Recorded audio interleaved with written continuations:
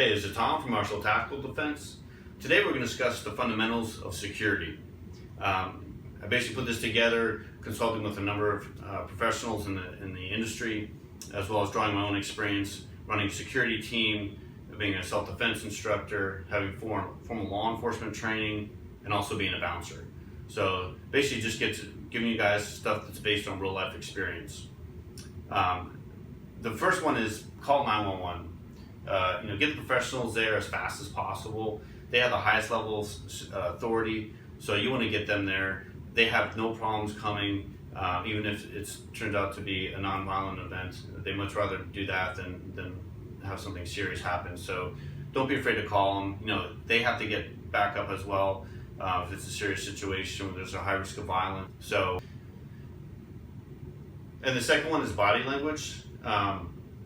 And you're looking for the verbal and nonverbal cues.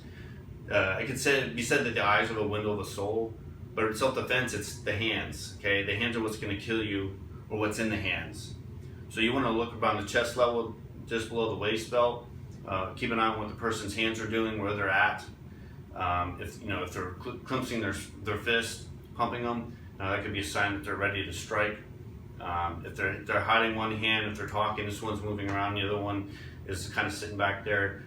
Sometimes they'll be hiding a knife, so you really have to be careful where the hands are at. Also looking at their behaviors. Is there anything that might indicate a stress or potentially aggression? Are they getting mad? Are they really acting paranoid? Are they might be talking to themselves? They might have a mental issue. So just kind of things you got to watch for. And if you have these signs, then that's going to elevate the level of threat that you're dealing with, and should further your preparedness to take action if needed. The third one is maintain a safe distance, and I recommend a 2 to 3 foot gap at all time between you and the suspect. And what that does is give you a little bit of reactionary time, and should the person get violent. Obviously, you would like to have more, but with the security position, you have to assume more risk, and also depends on where you're at. If you're in a close room, and if you have more space, then you move around, then definitely keep maybe about a 3 to 6 foot gap if needed. So it all depends on the situation where you're at, but you just want to maintain a safe distance. You want to be right on top of them. That could also make them more aggressive too, so you really have to be careful with that. The next one is don't confront alone. We always practice the 2-man approach. It's called a tactical L, which we'll probably put another video out for that, seeing the application. But basically you have one person in front that's questioning the suspect, another one on the side that's basically just watching should the person get violent, and he's the first to react. So not only that, but having 2 people, if something does go down, now you have 2 people to respond. The other important thing is that now you have a witness as well. So because if it's just you and the other person, you can't tell me criminals aren't going to lie, so it behooves you to have another witness. So it's always good practice to have at least 2 people. Sometimes you can, if something happens immediately, then you just respond, and it is what it is. But I would just, for practice, recommend 2 people. The next one is de-escalate. This is very important. The basic principle is keep the person talking. The more they talk, if they're really agitated, you'll see their aggression start to go down the more they talk. So the basic principle of this is keep asking them questions. Keep asking them rhetorical questions, let them talk, let them express their grievance or why they're upset. What you don't want to do is be short and too authoritative in the beginning, because that could prompt them to get more agitated. So just try to be compassionate, try to see it from their point of view, why they might be upset.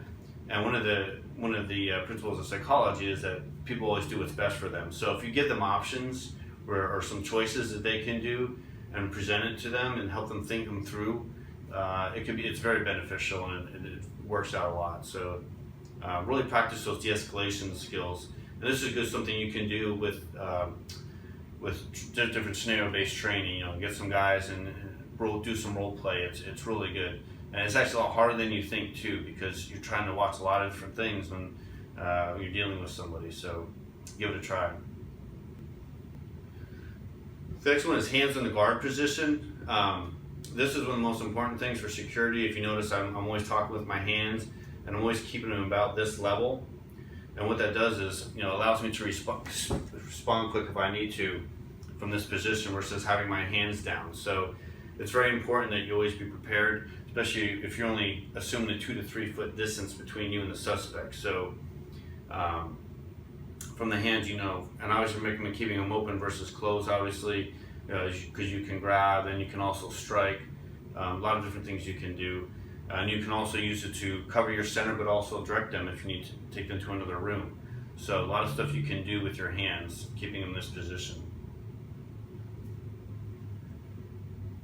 The next one is only make sure that one person talks, especially if you have more than one person that's responding. Too many people, it's just chaotic.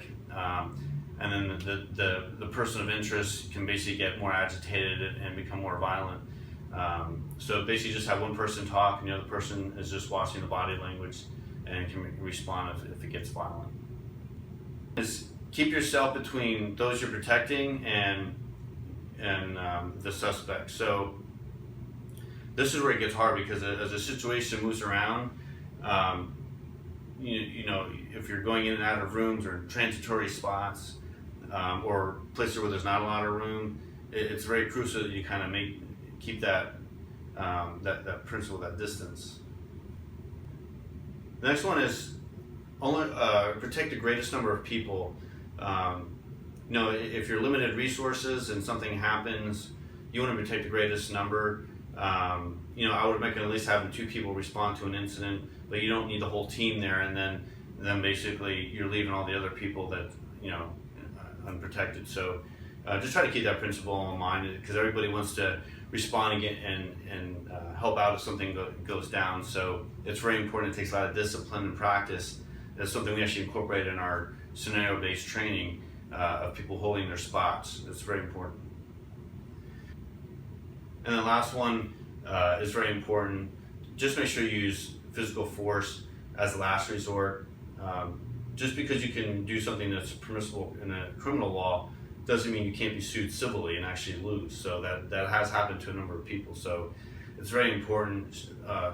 If you touch somebody, make sure you have the legal justification to do that. And that's where reality-based training comes in, and when that line is crossed and when you can use force.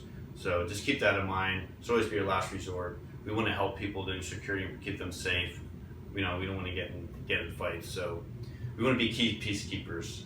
So the talk was, well, there you go. That's the 10 principles.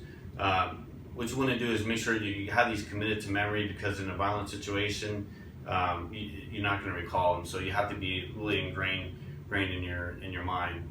And these will also help you get to a volatile situation. So hopefully this was helpful to you guys. Try to incorporate it in your practice. Don't forget to like and subscribe. Martial Tactical Defense. Until next time.